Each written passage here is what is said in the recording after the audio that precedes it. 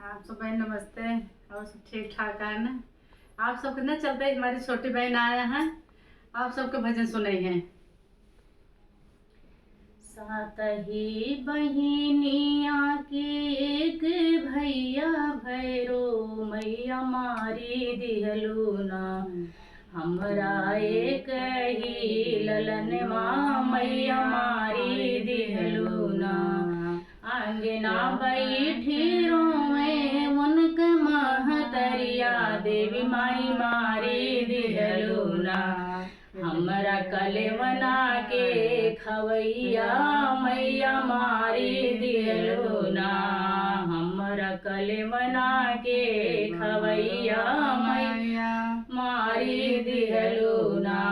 सात ही बहिनिया के एक भैया भैरो मैया मारी दिहलू ना। हमरा एक ही ललनवा मैया मारी दिहलू ना। रामा रोसैया बैठी रोवे उनकर रनिया देवी माई छीनी लिहलू ना। हमरा 16 सिंगरवा देवी मैया छीनी लिहलू ना।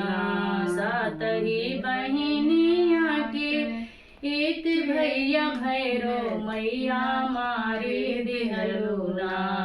हमरा एक ही ललनवा मैया मारी दिहलू ना। ससुरे में बहिनी रोइया सुअन ढारी देवी माई मारी दिहलू ना।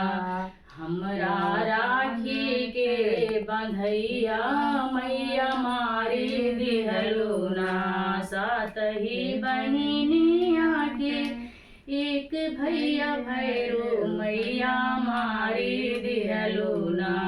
हमरा